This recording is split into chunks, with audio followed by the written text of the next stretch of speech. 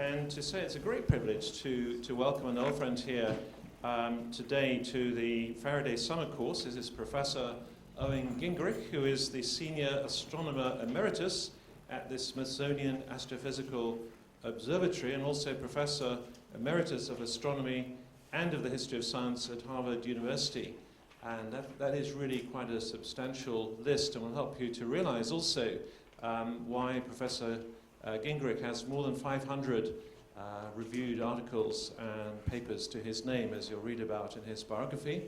I know that at a certain age you can say these kinds of things, and I'm sure Professor Gingerich won't mind, that we have been celebrating his 80th birthday now for several years, which is a wonderful privilege. And we've, thanks to the John Templeton Foundation, have ended up in some really nice places in the States, each time celebrating this ongoing kind of birthday. And I think it's still ongoing, isn't it? Still more to come, probably anyway. So, but that also helps you to understand why he has more than 500 papers to his name. He's got a number of awards and prizes which are there in your biography. I won't take up his time by telling you more of that, but simply to mention that his book, God's Universe, is on the bookstall and very thoroughly recommended. So I hope after this talk you'll rush out and buy the specially reduced copies of God's Universe.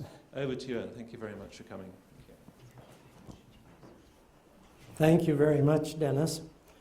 Before I begin the paper proper, let me just give a bit of a preamble. I was trained as an astrophysicist, but after some time switched over to doing the history of astronomy. This was not such a radical career change as you might suppose, because I was always interested in the nature of science, how it works, what its claims to truth are, and so on. So it was very useful to make vast computations for some time and then to look into the history of the subject where you have more perspective. When things are several hundred years old, it's a little bit better a scene in figuring out how things are going to work out. While I was here on my first sabbatical leave, I went up to Edinburgh and I found a remarkable copy of Copernicus's De Revolutionibus. On the way up, I had discussed the fact that De Rev probably had so very few readers in the first years. And Arthur Koestler, in his The Sleepwalkers, described Copernicus's book as the book nobody read, an all-time worst seller.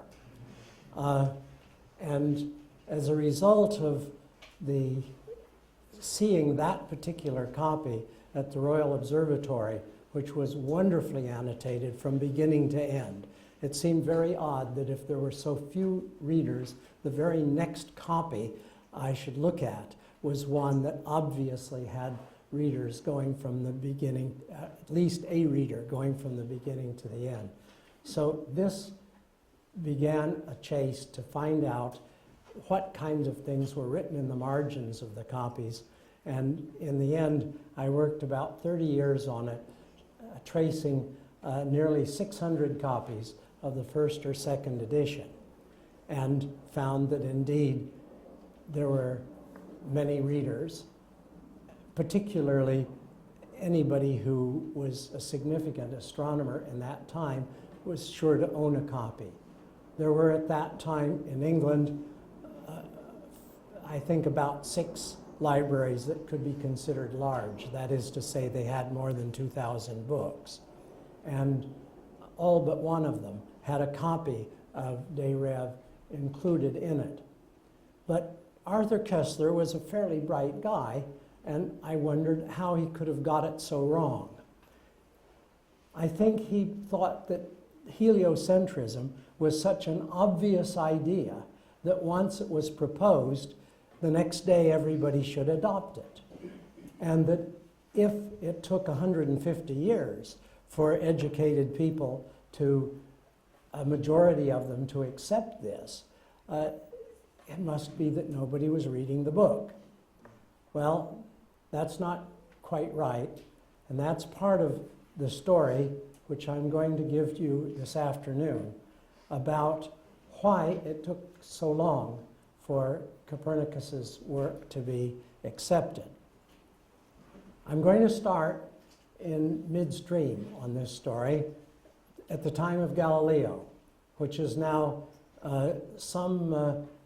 it's the next century actually, and here we go.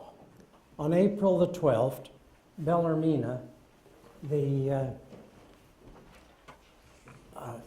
Cardinal Roberto Bellarmina, the leading Catholic theologian, wrote an often quoted letter to Paolo Antonio Foscarini, a Carmelite monk from Naples, who had published a tract defending the Copernican system. Bellarmina's letter, which was obviously intended as much for Galileo as for Foscarini, opened on a conciliatory note.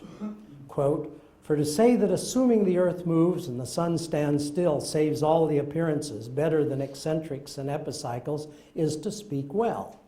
But to affirm that the sun is really fixed in the center of the heavens and that the earth revolves very swiftly around the sun is a dangerous thing, not only irritating the theologians and philosophers, but by injuring our holy faith and making sacred scriptures false." Bellarmina made very clear he was willing to concede the motion of the earth in the absence of an apodictic proof, that is, an irrefutable proof, when he added, "If there were a true demonstration, then it would be necessary to be very careful in explaining scriptures that seem contrary. But I don't think there is any such demonstration, since none has been shown to me. To demonstrate that the appearances are saved by assuming the sun is at the center is not the same thing as to demonstrate that in fact the sun is in the center and the earth in the heavens." So Bellarmina's letter sets the stage for a challenging inquiry. What kind of evidence convinced Galileo and Kepler that a Copernican system was the correct, physically real description of our universe, and yet failed to convince Bellarmina? What would it have taken to convince Bellarmina? For example, most astronomy books today list the Foucault pendulum as proof of the Earth's rotation, and the annual stellar parallax as proof of the Earth's yearly rotation around the sun. Would these evidences have converted Bellarmina to the Copernican doctrine? And if not, as I shall argue, why not? Framing the question in these terms will enable us to distinguish between proof and persuasion, and to gain some insight into the matter of truth in science. Copernicus himself did not state directly what induced him to work out the heliocentric arrangement, apart from the rather vague dissatisfaction with his perceived inelegance of the traditional geocentric pattern. But Copernicus was nothing if not a unifier. In the Ptolemaic astronomy, each planet was more or less its own independent entity. True, they could be stacked one after another, producing a system of sorts, but their motions were each independent. The result, Copernicus wrote in the preface to his book, was a monster composed of spare parts, a head here, feet there, arms from yet another creature. Each planet had a main circle and a subsidiary circle, the so-called epicycle.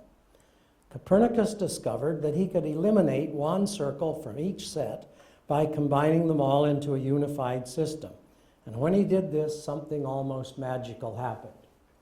You can see here the Copernicus's original manuscript, which is preserved in the Jagiellonian Library in Krakow.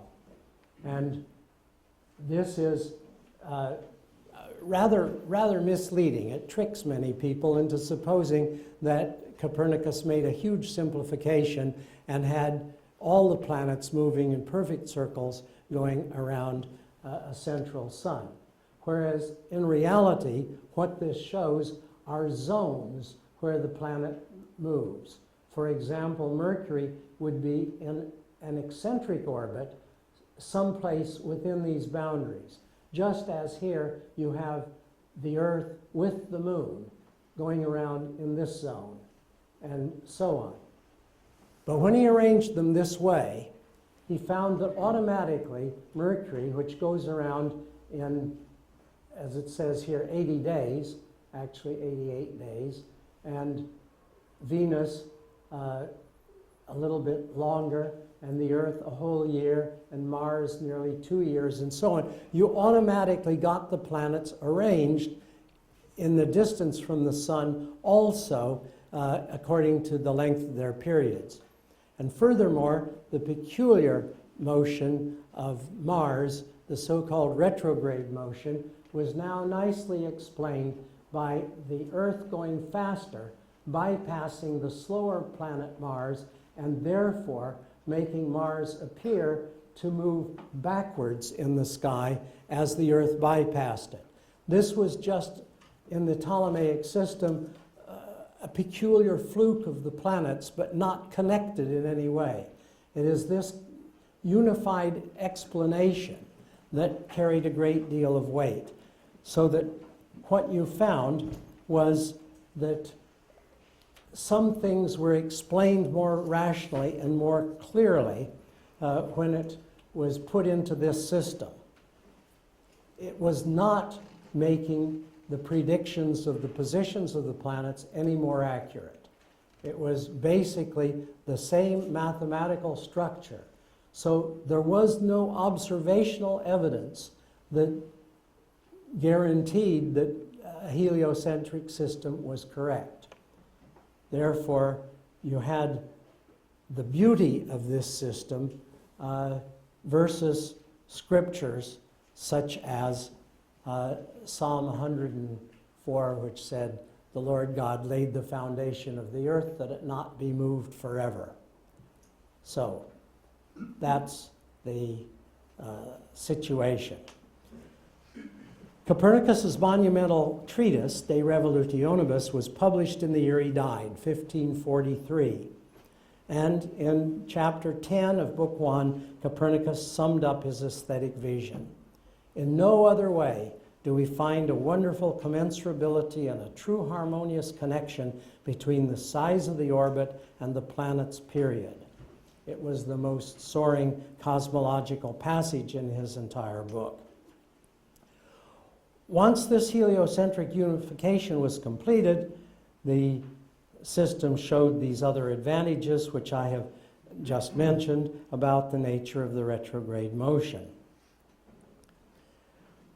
As Copernicus's only student and disciple, George Joachim Rheticus puts it, all the phenomena appear to be linked most nobly together as by a golden chain, and each of the planets, by its position and order, and every inequality of its motion, bears witness that the earth moves, and that we who dwell upon the globe of the earth, instead of accepting its changes of position, believe that the planets wander in all sorts of motions of their own. For example, the retrograde motion always took place when, let us say, Mars was directly opposite the sun in the sky. That was just an accidental coincidence in the Ptolemaic system. Now, in the Copernican system, it was perfectly obvious why that is when the retrograde motion took place. Yet these explanations were not enough to win the day. Astronomers of the 16th century belonged to a long tradition that had distinguished astronomy from physics. At the universities, astronomy was taught as part of the quadrivium, the 4 advanced topics of the 7 liberal arts. The astronomer instructed his students in celestial circles, the geometry of planetary mechanisms, and the calculation of positions required for making up horoscopes. But the physical nature of the heavens was described not in Aristotle's De Caelo, but as in his Metaphysica, and that text belonged to the philosophy professor. This distinction was rather clearly stated in the anonymous introduction to the reader, added to De Revolutionibus by the Lutheran Congress clergyman Andreas Osiander, who had served as proofreader for the publication.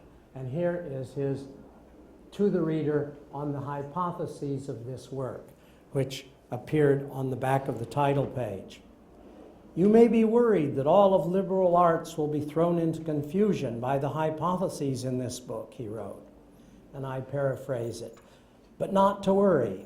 It's the astronomer's task to make careful observations and then form hypotheses so that the positions of the planets can be calculated for any time. But these hypotheses need not be true nor even probable. A philosopher will seek after truth, but an astronomer will just take what's simplest. And neither of these will find truth unless it has been divinely revealed to him. Bellarmine certainly understood Copernicus in this light.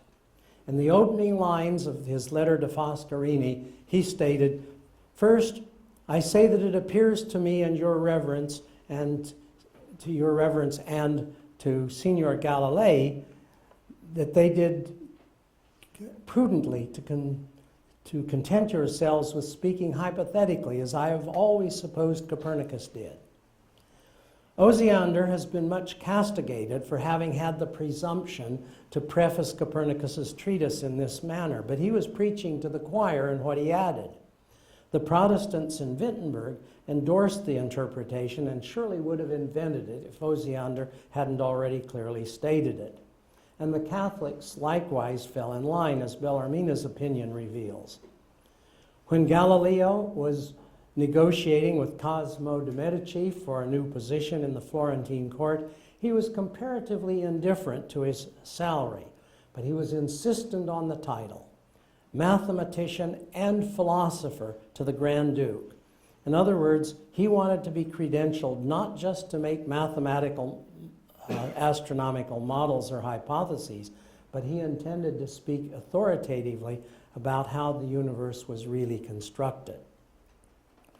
Along these lines, Tycho Brahe, the second most distinguished astronomer of the 16th century, remarked, this innovation expertly and completely circumvents all that is superfluous or discordant in the system of Ptolemy. On no part does it offend the principles of mathematics, yet it ascribes to the earth that hulking, lazy body unfit for motion, a motion as fast as the ethereal torches, and a triple motion at that. Thus, Tycho had no problem with the Copernican system as a mathematical construction, but he believed that Copernicus fell short with respect to physics. Copernicus had attempted to describe the Earth's motion as natural in a sort of Aristotelian manner, but he was not persuasive.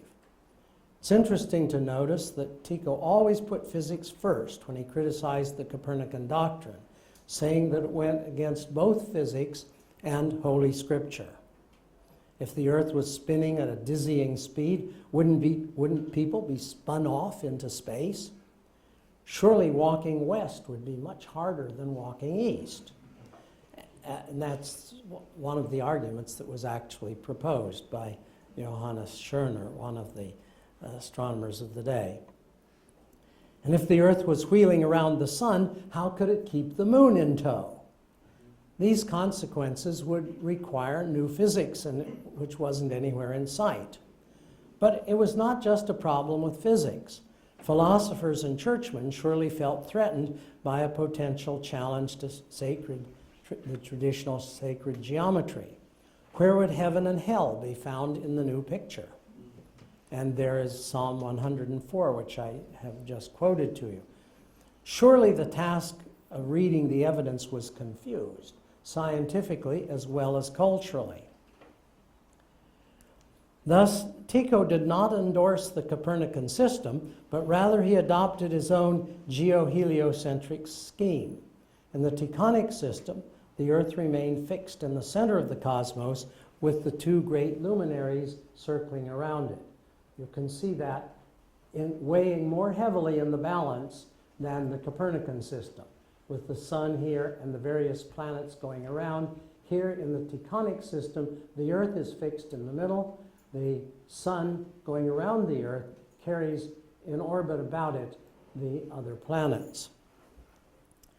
These were spaced with intervals exactly as in the Copernican system, except that the Earth broke the pattern, as could be seen here in this frontispiece from Riccioli's Almagestum Novum. Consequently, by the 1590s, there was no unambiguous evidence in favor of a moving Earth. Why then did Kepler and Galileo both opt for the Copernican arrangement at that time when the choices were so confused? As Galileo would say, he could not sufficiently admire those who embraced the heliocentric arrangement despite the violence to their own senses.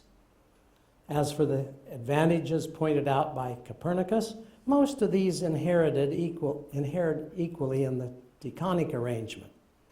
Nevertheless, what was the most attractive aesthetic feature of the Copernican arrangement was shattered by Tycho's alternative. This was the sheer beauty of all the planets arranged around the bright central sun, with the planets naturally ranked according to their periods of revolution.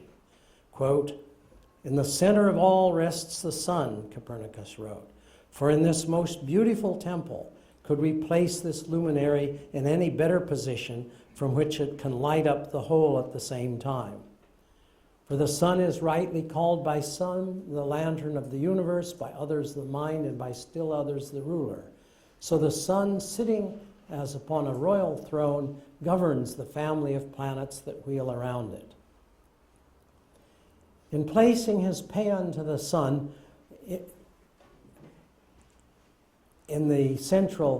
at this central juncture in his soaring cosmological chapter, Copernicus must have understood that this would necessarily be the crux of the argument and the key to the new physics.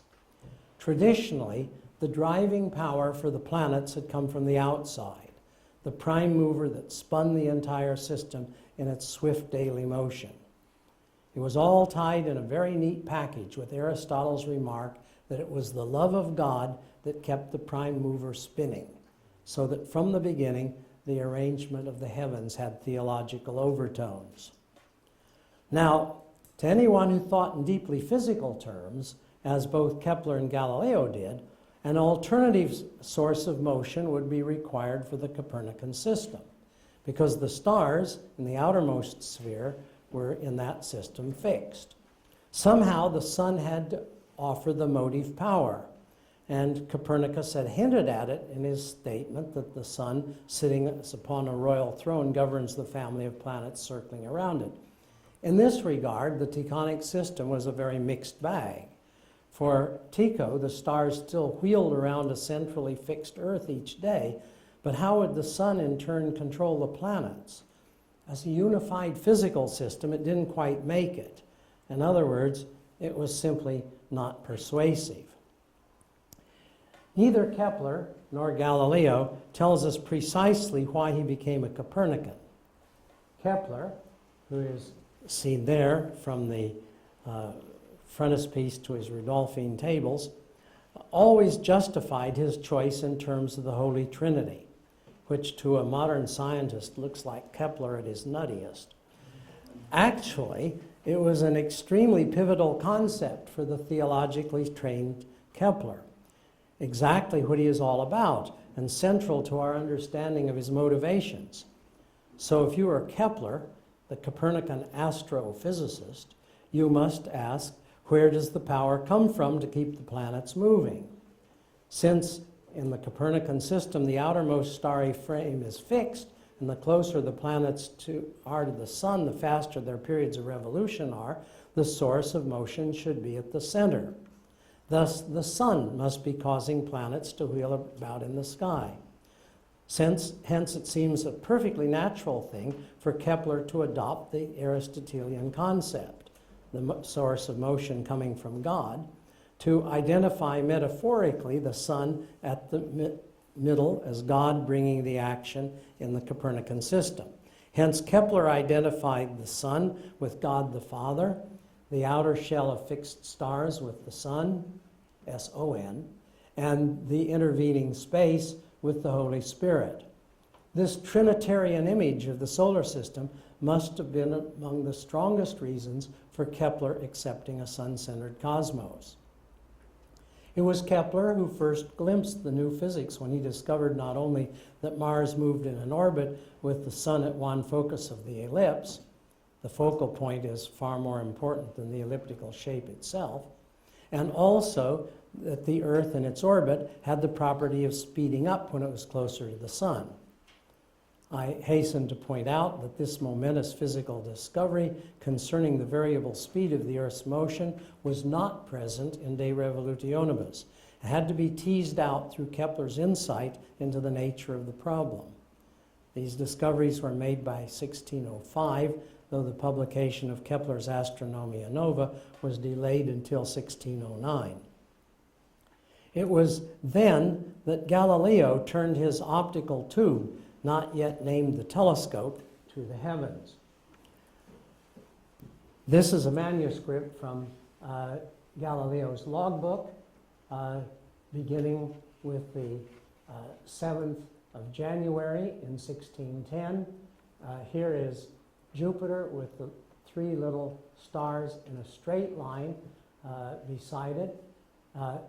The next night, the three little stars were on the other side, much to his amazement. And by the next night, when he looked, there were only two, so he figured one was behind Jupiter. He figured he had better start writing his notes in much more detail because something interesting was going on, so that here on the 11th, you can see there is a quite extensive discussion of what's happening. It wasn't until the 13th when he saw the not three but four of these little stars, and as you can see very explicitly, they're not in a straight line. And that was an important discovery that he made that night. We have, by chance, two set of documents from Galileo on that night, and the first page, which is, this is in Florence National Library, the other sheet is in Ann Arbor at the Library of the University of Michigan. And we can see on the first sheet that Galileo was very confused about exactly what it was that was going on. He first saw those as four in a straight line. And then as he looked more carefully and he realized that they were not in a straight line, he gets it all straightened out by the time he writes the second version of the draft. And so that we know that he understood that in terms of circular orbits that were slightly tilted up, and it kept them from being seen in a straight line because of the perspective. And that was surely the moment when he realized that they were these satellites going around the planet Jupiter, and that here was an answer to those people who could not accept the Copernican system because they could not understand how the Earth could keep the moon in tow. Everybody agreed Jupiter was moving. It can do it. If Jupiter can do it, the Earth can do it. It was the interesting Copernican argument, the single Copernican argument that appeared in his Starry Messenger, where he wrote up this information. And he knew at this point that he was onto something big, because in the very next day he describes how he's going to cut the wood blocks to show the appearance of the satellites. And in addition to that, he switches from Italian, which you see here, as the page turns over, everything is in Latin. Why? Because that's, of course, the international language of science. He realizes that he has got something big to report. So by March of 1610, his Starry Messenger was in print, and there he allowed himself that Copernican remark. We have here a splendid argument for taking away the scruples of those who are so disturbed in the Copernican system by the attendance of the moon around the Earth, while both complete the annual orbit around the sun, that they conclude this system must be overthrown as impossible. For our vision offers us four stars wandering around Jupiter, while all together traverse a great circle around the sun. Later, When he had determined the periods of these circumjovials, he realized that the innermost moon rounded Jupiter most quickly, the outer moon the slowest, and so it was just as in our planetary system, it was essentially a miniature Copernican system going around Jupiter. And that argument he presented in his Dialogo in 1632, which was the book that got him into so much trouble with the Inquisition. Well, meanwhile, at the end of 1610, Galileo made another discovery that bore directly on the viability of the Ptolemaic system. Here on the left, you see the Ptolemaic system with a fixed Earth. Venus in its epicycle, the center of the epicycle goes around here, and Venus goes around here, always with the epicycle in the direction to the sun. I fixed it here, holding the sun still, just so you can see that because Venus is going around between the sun and the Earth, basically you're looking at the back side of Venus, and you could, at a certain point, get a half Venus, whereas in the Copernican system, you can get Venus going all the way around the sun, and therefore a full face when it's at its most distant point, and as it comes closer and closer to the Earth, you see just the thin crescent, because basically you're looking at the back side. So here are is the general appearance.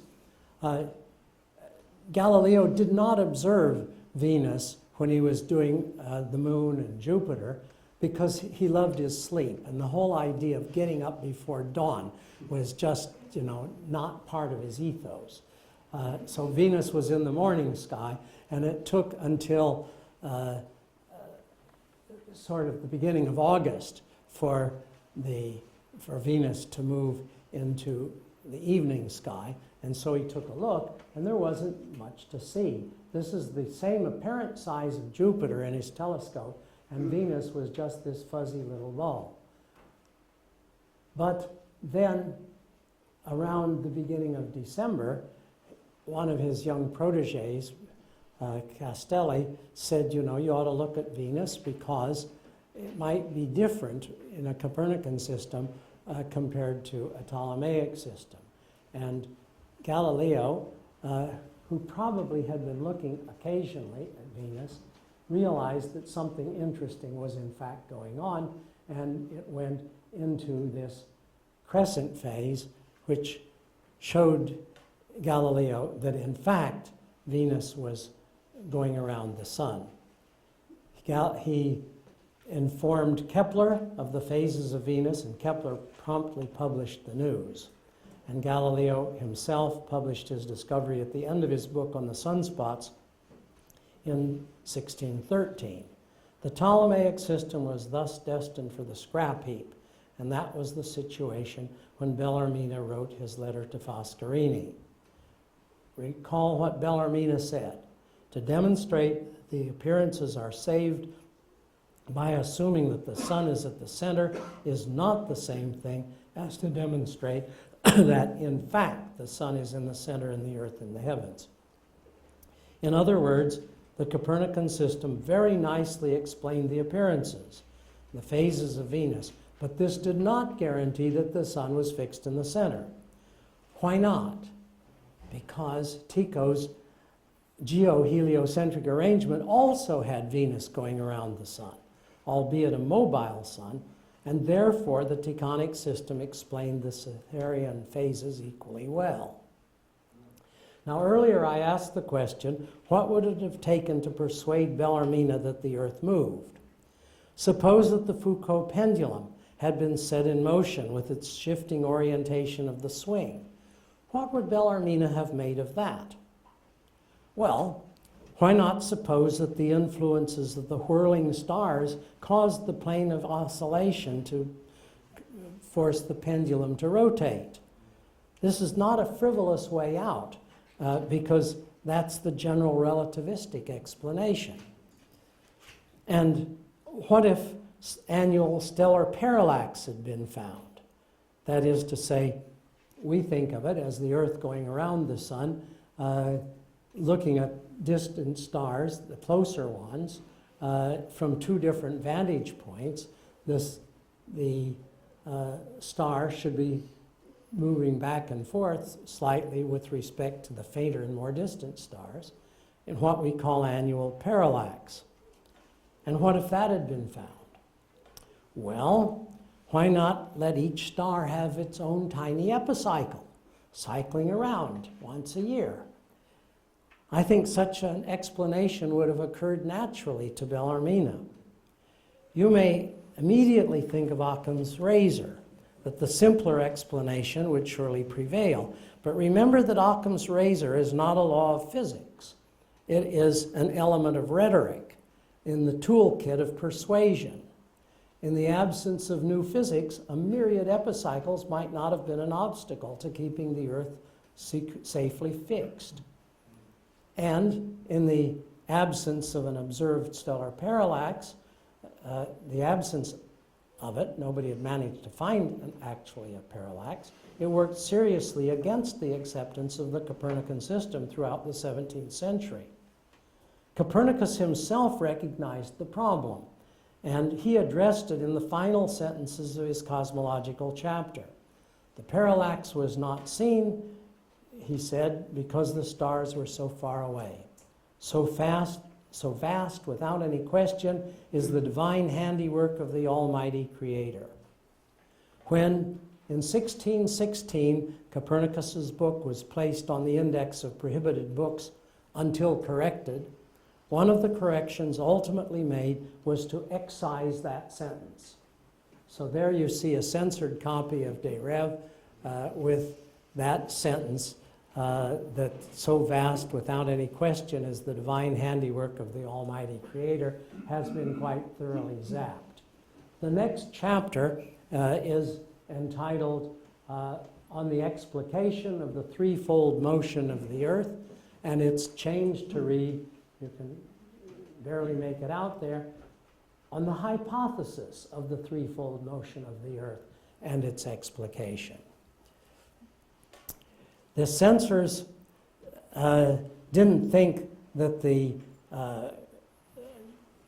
Copernicus's argument was faulty, but rather they feared that Copernicus made it read as if that was the way God had actually created the cosmos.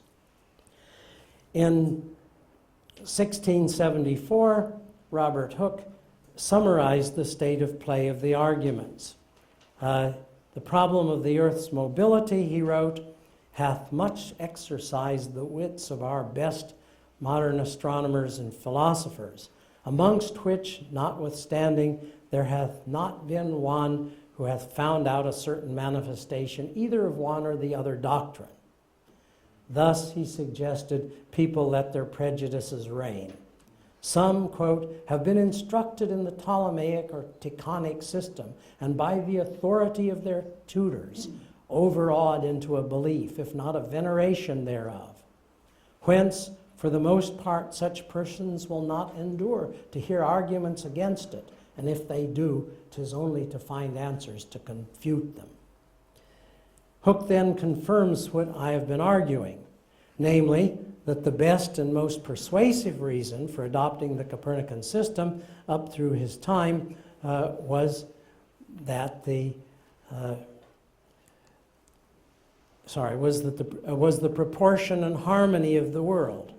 On the other side, some out of a contradicting nature to their tutors, others by as great a prejudice of institution, and some few others upon better reasoned grounds from proportion and harmony of the world, cannot but embrace the Copernican arguments.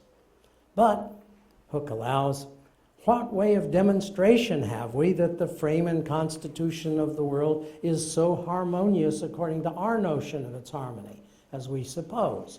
Is there not a possibility things may be otherwise? Nay, is there not something of a probability?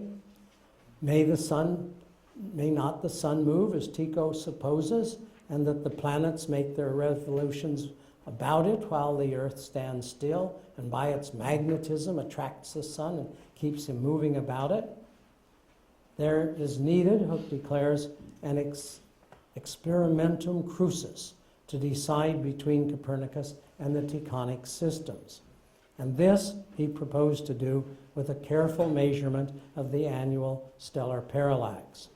I'm not going to describe it, his experiment in detail, but as one of my good friends says, it's plain that Hooke was a bachelor, because what wife would allow a hole to be placed on the second floor so that you could have a telescope that sighted in just one direction to observe a particular star in the constellation Draco, which passed overhead at different times of year to get an exact position of it to see if he could find the parallax. And on the basis of a handful of observations, decided that he had in fact found it. It was not correct and not convincing, but it was an interesting experiment which he set up. Perhaps one of the first times that you had an instrument made dedicated for a single specific important observation. Well, while it soon became apparent that Hooke's handful of observations had not established a convincing annual parallax, further attempts led James Bradley to the discovery of stellar aberration, which was published in 1728. This phenomenon, easily explained in terms of a moving Earth, did not have the historical cachet that the quest for parallax had. Here's a telescope. If the Earth's not moving, you point straight up for that star. But suppose the Earth is moving, then you have to set your telescope at a slight angle so that the light would come down. So this small deviation, Bradley realized, was evidence for the motion of the Earth. And the discovery of aberration was therefore one of the first experiments to establish the motion of the Earth, that being done in 1726.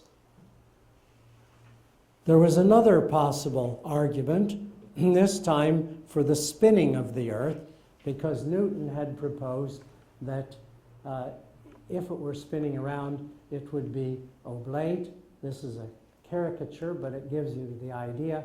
Cassini, who was a Cartesian, argued the other way. But nobody knew, when these arguments were put forward, exactly what the shape of the Earth was. And the earlier measurements had in fact been faulty, and it was only when Maupertuis went up in far northern regions, here's his Laplander costume, to measure an arc along the meridian along the Earth and demonstrated that in fact it was the Newtonian picture. So it wasn't until 1739 that this evidence for the spinning of the Earth was actually put down in the record so that people could see it. Another event of the 18th century, which had a powerful effect in credentialing Newtonian physics, and with it a belief in the heliocentric system, was the prediction of the return in 1758 of the bright comet that Halley had studied in 1682. The possible return was publicized by one of Halley's fans in Paris, Joseph Nicolas Delisle, who set his young assistant, Charles Messier, on the lookout for the comet. There is Messier. Here is the map which Delisle had made, showing where the comet should come, and this is ultimately where it was observed to come. Messier found it. He was the first in France. Delisle, who was angry at his French colleagues for not accepting Newtonian physics, required that Messier keep it as a secret. And it wasn't until later that the word came that in fact it had already been discovered earlier in Germany, and the other French astronomers were able to observe the comet after it appeared on the other side of the sun, infuriated, of course, at Delisle's attitude about it. But anyway, it was an interesting, very interesting kind of prediction and proof for the efficacy of the Newtonian system. By this time, and with the help of this recovery, Newtonian physics was so well established that the acceptance of the Copernican cosmology was inevitable. Ironically, however, what persuaded the Catholic Church to take Copernicus's book off the index of prohibited books was ultimately a false claim for the discovery of the annual stellar parallax. In the new edition of the index, appearing in 1835, finally omitted De Revolutionibus, 3 years before a persuasive stellar parallax observation was actually published. Well, why is it today that we find the so-called proofs of the Earth's motion, the stellar parallax and the Foucault pendulum, so convincing that they could not have been guaranteed to persuade Bellarmine? The answer is, of course, that the required new physics had arrived. We are post-Newtonian, and it is in the Newtonian framework that these fundamental experiments provide persuasive evidence. In fact, the Newtonian achievement was so comprehensive and coherent that specific proofs were not needed. There was no dancing in the streets after Foucault swung his famous pendulum at 2 a.m. on Wednesday morning, January 8, 1851. Nor had there been grand celebrations after Bessel had announced the successful measurement of an annual stellar parallax. The Copernican system no longer needed these demonstrations to win universal acceptance. Nor was Bradley's interpretation of aberration a watershed in belief about a moving Earth, which is why his work, which came a century before Bessel's findings of the parallax, seems so curiously neglected in the heroic retelling of the Copernican conquest. Without the new physics, Galileo could scarcely have found a convincing apodictic proof of the Earth's motion. Yet, he paved the way for the acceptance of the Copernican idea by changing the very nature of science. He argued that for a coherent point of view with many persuasive pointers, and his dialogo, this is the frontispiece from his dialogue on the two great world systems, while not containing much new science, nevertheless made it intellectually respectable to believe in a moving Earth. While it would be foolhardy to claim that he changed the nature of science single-handedly, he was surely a principal figure in the process. Today, science marches on not so much by proofs as by the persuasive coherency of the picture. No doubt, this is old stuff to epistemologists whose business it is to probe how we understand things. But today, it seems forgotten by two widely divergent camps. On the one hand, there is, especially in America, a hard minority core of anti-evolutionists who feel that biologists should furnish apodictic proofs of macroevolution. And until that demonstration is in hand, evolution is a mere hypothesis, which should not have a place in true science.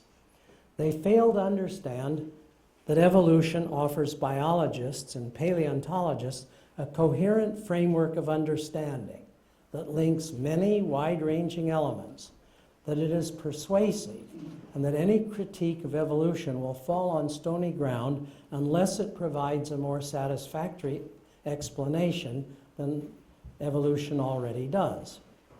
Of course, the view of the nature of science that I'm proposing is a two-edged sword.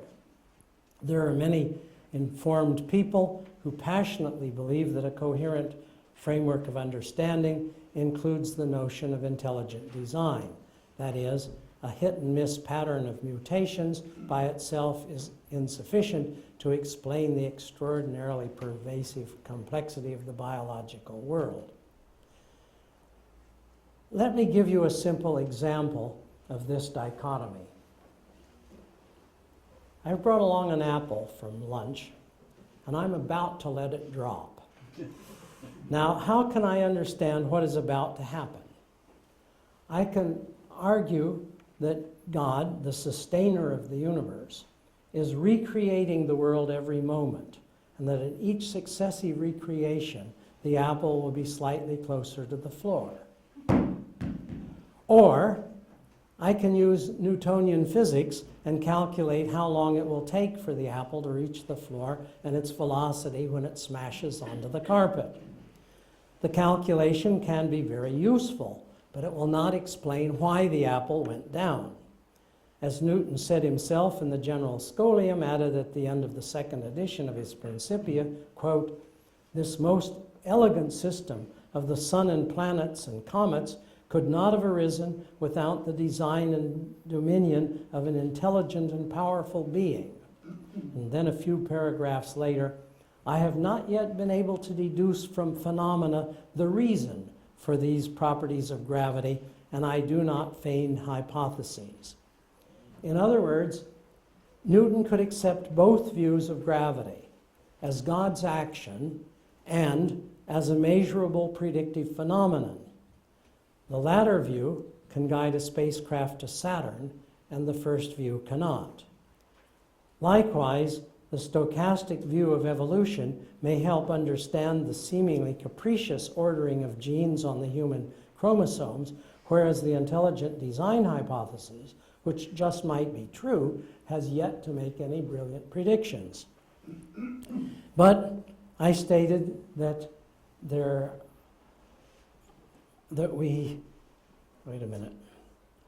two widely divergent camps somehow fail to recognize that we come to our human understanding not by proofs, but by persuasion, by the coherence of the picture we construct of the world and our place in it.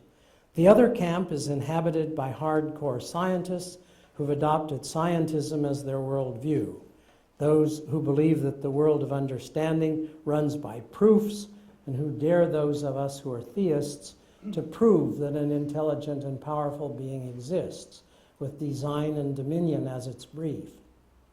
I cannot prove the existence of a designing creator any more than I can solve the problem of evil.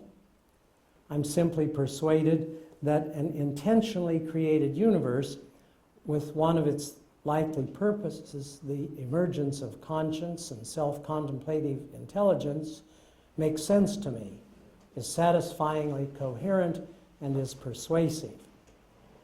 I'm reminded of the poet Robinson Jeffers' lines about truth in science. The mathematicians and physics men have their mythology. They work alongside the truth, never touching it. Their equations are false, but the things work. As for me, examining the great change in the worldview that took place during the so-called scientific revolution gives me a richer understanding of the nature of truth in science. It is an intricate process of observation, interpretation, and persuasion. Ultimately, it may not be true, but for now, it makes sense.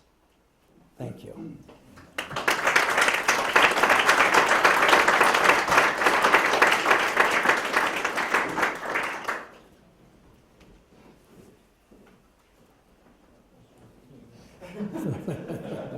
I was so impressed to get my first question. Excellent. Thank you very much, Owen. Indeed, thank you. Great. Over to you for questions and discussion. So, yes, Lisa, yeah, first. That's coming away. Yeah. I would just like to ask, do you have any hypothesis on why Galileo stuck with the Copernican system with its planets moving in circles at constant speed, rather than advocating the Keplerian model where the planets move in ellipses, since he knew very well from his correspondence with Kepler how much more accurate that was. Frankly, Galileo was a brilliant experimental physicist, quite uninterested in problems of celestial mechanics. He was interested in being able to use an almanac to get the positions, to draw up horoscopes for his family, but the details of calculating such things was totally uninteresting to him. So he didn't find it particularly useful to tell people that planetary orbits were ellipses. The difference between the ellipse and the actual circle for the planet Mars, let's say, is very, very subtle. The astronomy textbooks grossly mislead you into supposing that the planetary orbits are really egg-shaped. If you take a sheet of white paper and draw a circle for the orbit of Mars on it, and then draw the elliptical orbit, the difference between these two curves is the width of your pencil line. So it's not very obvious.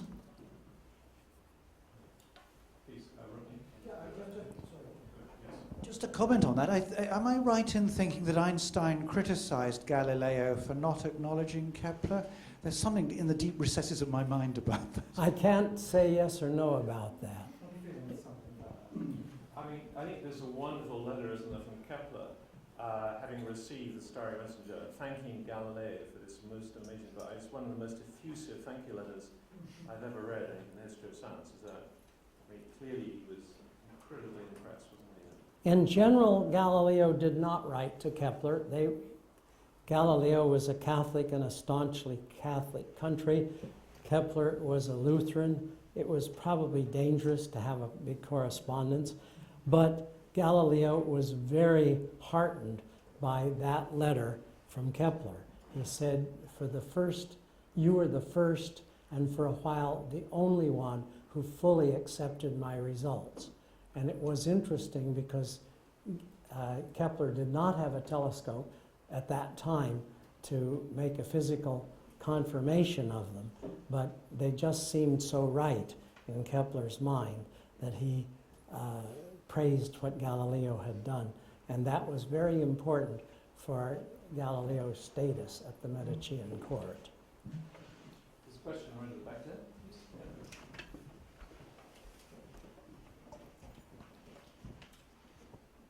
Professor, the argument of Bellarmine appeals to saving the appearance. That is, that a physical model of explanation is only a device of calculation and not the real description of the nature.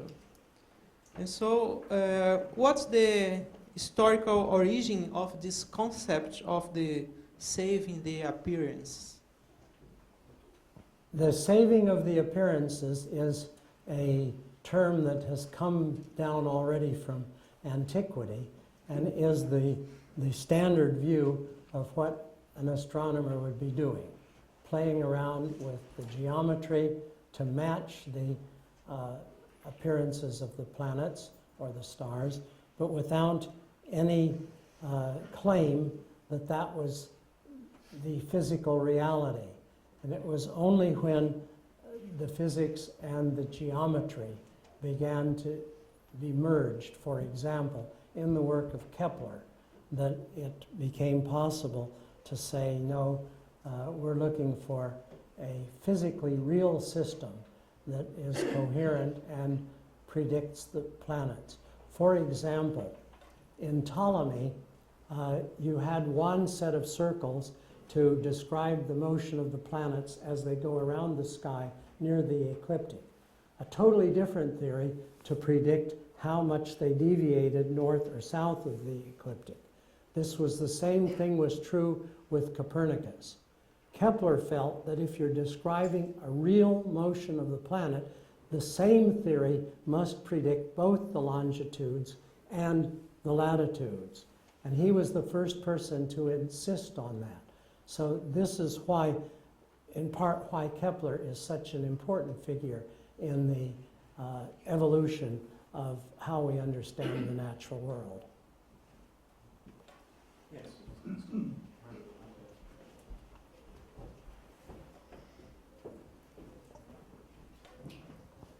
Thank you very much. So I don't know much about any of this, but seeing the picture of the pendulum, the Foucault pendulum in 1851, very publicly demonstrated, makes me want to ask, to what extent were these scientific proofs and persuasions a matter of a few individuals arguing amongst themselves? To what extent was this a public debate? How much did it impinge on the public consciousness of Europe? Well, obviously, Galileo, by doing the Dialogo, was making essentially a public statement, printed in 1,000 copies, which was a pretty large edition in those days, and selling out quite promptly. And because it was quickly put on the index of prohibited books, people didn't throw it away. It made it much more precious, which has an effect to this day, which means you can buy a copy of that book immensely cheaper than Newton's Principia, just to give an example. I wonder if there was really that much of a crowd for the Foucault pendulum, because, as I indicated, he was doing it at 2 a.m. There were a lot of well-dressed ladies watching it. That's right. It may have been sort of a journalistic reconstruction from the newspaper. I don't think that that kind of thing played a really big role in persuading people about a Copernican system, because by that time the controversy was all over. So it was a wonderful showmanship on the part of Foucault, but not one that had made a radical change in the beliefs of people. I mean, thinking of another Foucault, I mean, one of the takes, so on this whole thing, persuasion, that ultimately, the term persuasion could be interpreted in a rather postmodern way, that actually, at the end of the day, that all big theory, I'm sort of caricaturing, obviously, the whole story, but at the end of the day, the big theories are a question of who has the most powerful voice in the scientific community, and therefore you could put a postmodern spin on your talk, which I'm sure you would resist. But I just wondered what position you would take in terms of kind of meeting a postmodern critique and saying, well, actually, science is the best persuader ultimately. That's what it's really about. I gave a talk in Padua in celebration of when Galileo first had his professorship there. And it was a quite distinguished audience, and I gave some similar arguments. And I saw Steven Weinberg, a Nobel physicist and a person of very staunch opinions, in the audience. And I was trembling somewhat because I knew that he was very much against relativism in scientific interpretation, and he was the first person up and in the discussion period. And he said, yes, science works by persuasion, not by proof. Amen.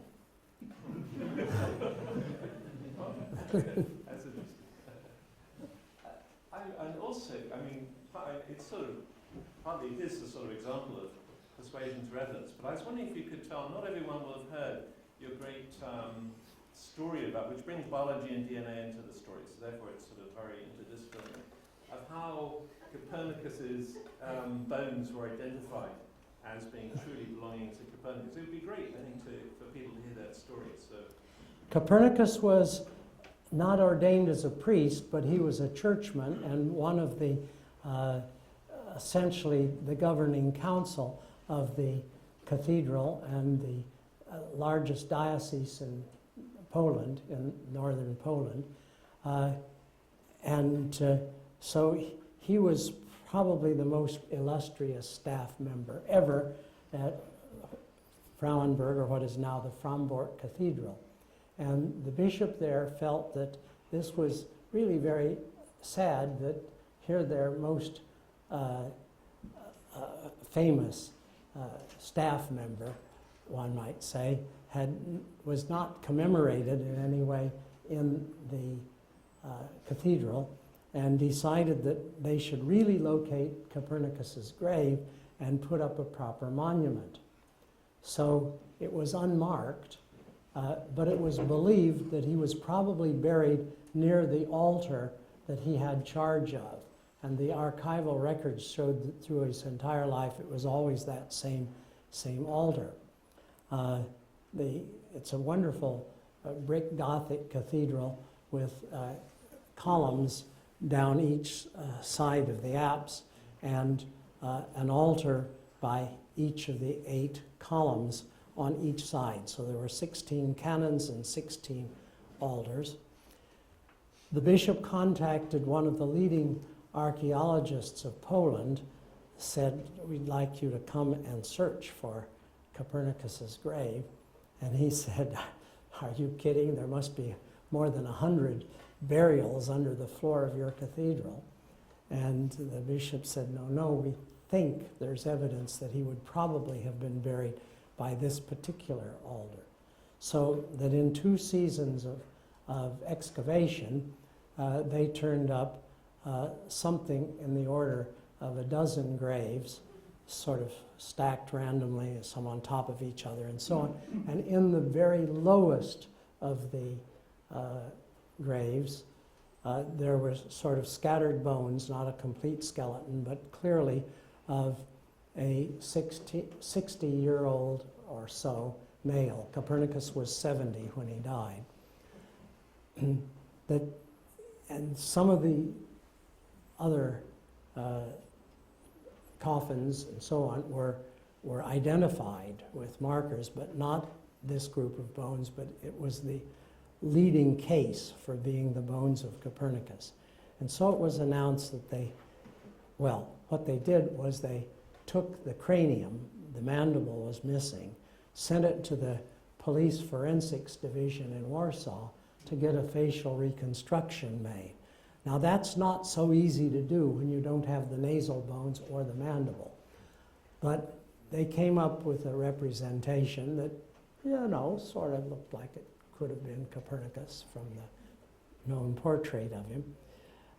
But the archaeologist was still rather unsatisfied, and he had been invited to give a keynote talk at a conference in Sweden. And he lamented the fact that they had made a search for his uncle, who apparently was not buried at the cathedral. His uncle had been the bishop. And his collateral descendants, his sisters and so on, had good genealogical record, but just sort of vanished around 1700. So he couldn't get any other living relatives very easily. He mentioned this in his talk, saying how he wished he could find some DNA. And one of the astronomers in the audience remembered that Copernicus's library had been captured in the 30 Years' War and taken to Uppsala.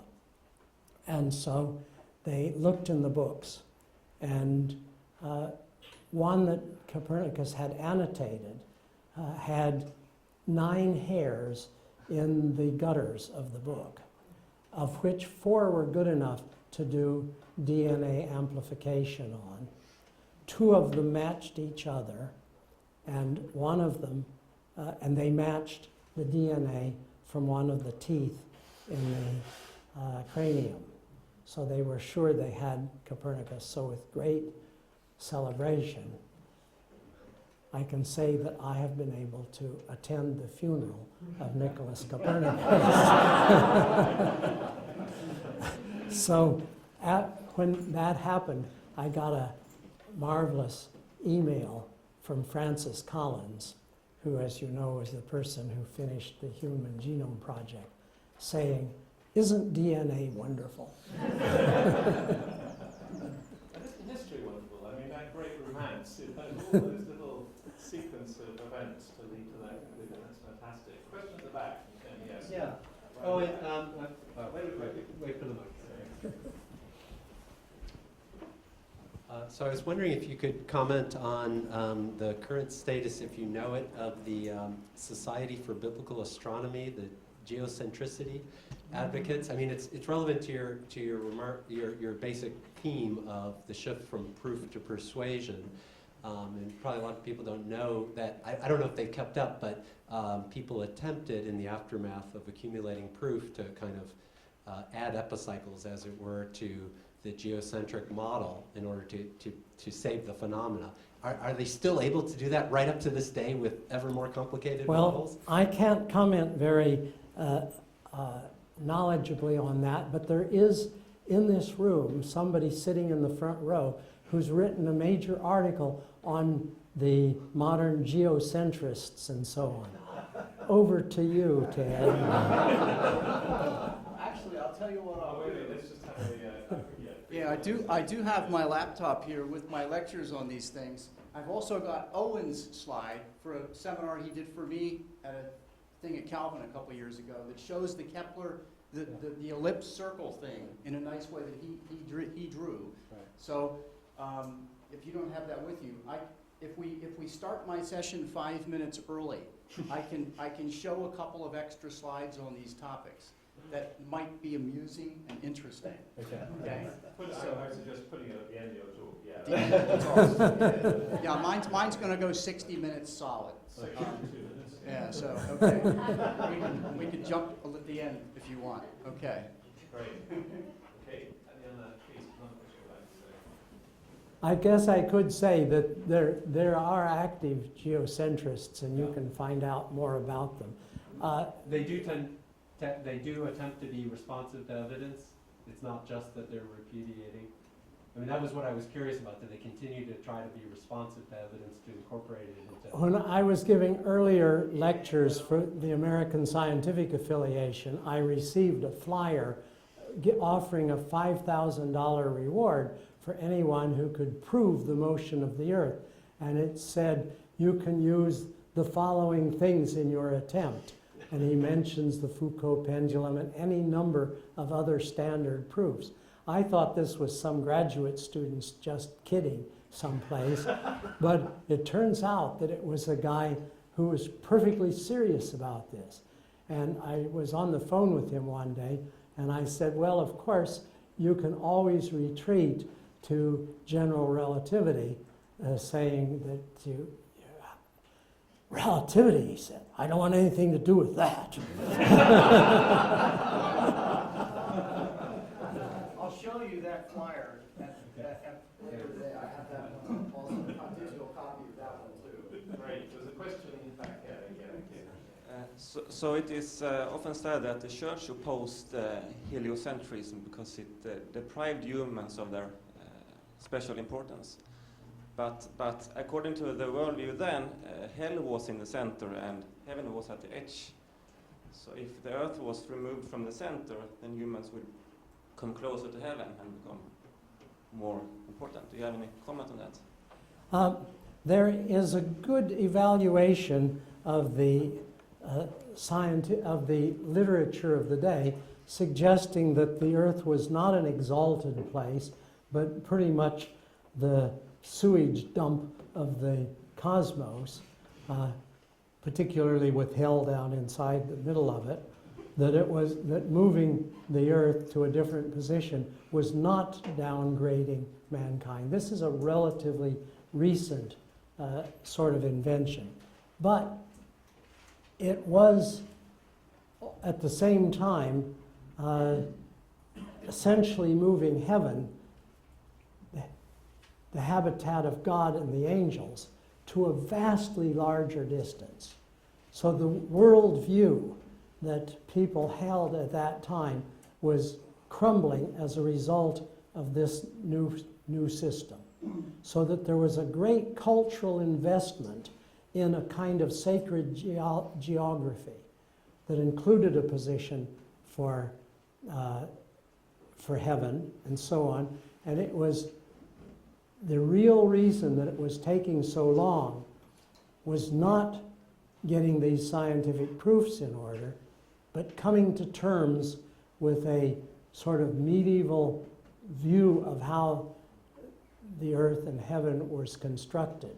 And you had to redo that, and it took a while.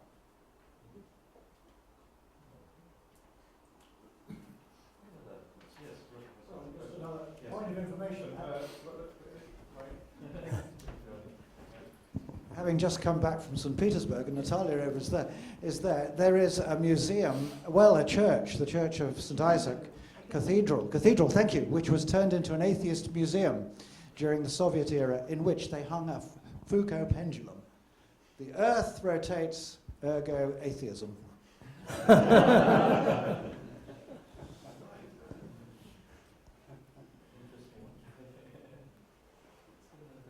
other questions on Galileo? Remember that we have here a world expert on Galileo as much as Copernicus. This is a good opportunity if you have questions on Clash of the Church and all that sort of thing. If you have questions on that, let's have a piece of the front row here. So, yes. What's your view of his theory of the tides? I have not studied it very thoroughly, but I think that it had a certain level of coherence, but it really fails. Galileo felt that the tides were caused by the motion of the earth, and this got the water sloshing back and forth. I would have to study it more carefully to figure out how he got 2 tides per day, but maybe he was unaware that there are 2 tides per day. In his book, he says he can't really understand how the sagacious Kepler gives ear to such a superstition notion as the moon's dominion over the waters. So, I have a question. You mentioned the 500 or 600 copies extant of De Rev around Europe. So, in practice, as a historian, how did you go about the process of tracking those down? Because I bet there's no catalogue of them all. You probably had to create the catalogue from nothing. Is that right? Or how did you find them? In multiple ways. There are certain bibliographical indices that give one a start. For example, here in Cambridge, you have a book entitled The Adams Catalogue of 16th Century Books in Cambridge Libraries. I had to be here in Cambridge for about 3 months before I discovered that Trinity College Library didn't just have 2 copies of the first edition of Copernicus's book, but they actually had a 3rd copy, which they thought could be redundant.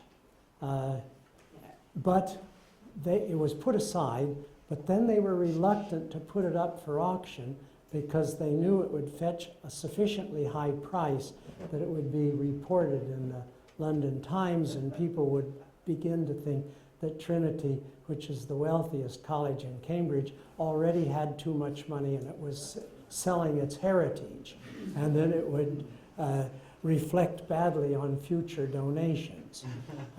So they didn't sell it. In the same collection, by the way, there was a copy of Descartes', I'm not sure if it was his geometry or I guess it was his geometry. Anyway, it had some marginal notes in it, here and there. Error, error, error. Handwriting of Isaac Newton. Fortunately, they didn't sell that one. It gives you an idea of some of the problems of finding these. Books in private collections or libraries. Book dealers were very helpful in that, of telling me where they had seen books passing through the market and so on. By the way, with respect to the price, in case Trinity rethinks its situation with respect to the 3rd Copernicus book, a few months ago, the most recent sale was $2.5 million. So I was just speaking to the Master of Trinity, who said, maybe we should rethink our position on this. And how many first editions do you have? Did you pick up? I don't know. It was approximately 300, 280, I think, of the first edition that appear in my census.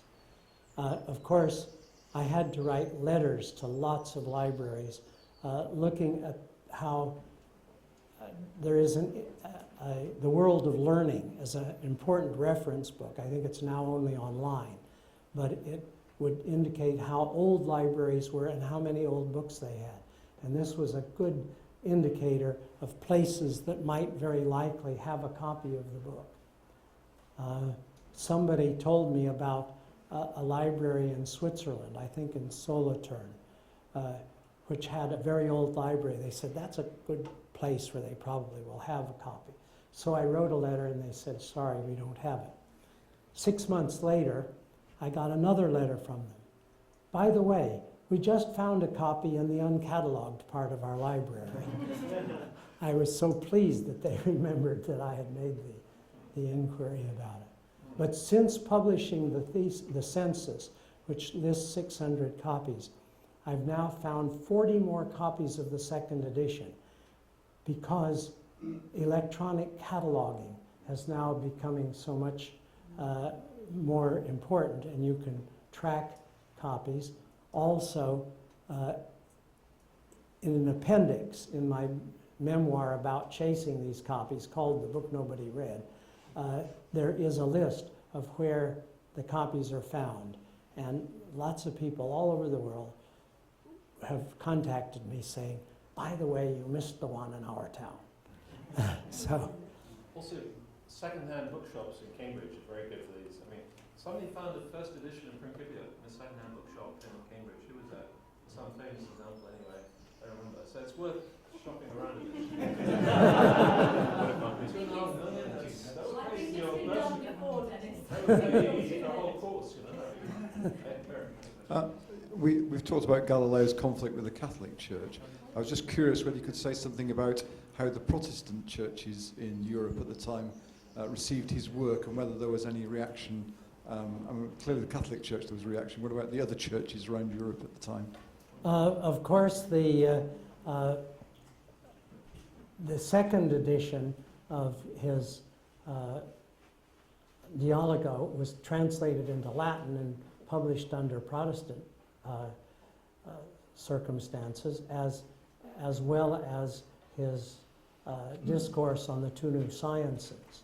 So, and the Siderius Nuncius, the Starry Messenger, was promptly reprinted in Frankfurt and populated northern European libraries. So, in general, the work was better received where it wasn't put on the index. That is to say, in the Protestant world. So there was no reaction? Not that I remember documentation. I mean, would it be an exaggeration to say that the actual publication itself was a sort of ecumenical exercise? I mean, Osiander, you mentioned, did the preface, even though it might have been a bit unhelpful in a way. Rheticus, Lutheran, was extremely enthusiastic, and so on. So, in a sense, it was almost like an ecumenical event, wasn't it, in that sense? Certainly, Rheticus was risking his life to go into Warmia, this northern diocese in Poland, because the bishop of the cathedral was very anti-Protestant, and he could easily have been murdered there as a Protestant hanging out in strictly Catholic country. Okay, well, I think it's. We have one more question. Sorry, one more. Okay, yes. Yeah. Thank you. We talk of earth-centricism and then heliocentricism. Why is it not a fact that in a multi-body problem, or even a two-body problem, it isn't one rotating around the other, it is both rotating around the center of gravity? Right, but the center of gravity is happily within the sun, That's very true, but that's where the confusion can come. Often I think people lose sight. It's nothing rotating against something else. It is both rotating around the common center of gravity. Yes, you have to be very careful in asking what is it at rest respect to. I mean, that becomes better defined with Newtonian physics. But we still think of ourselves as living in a heliocentric system.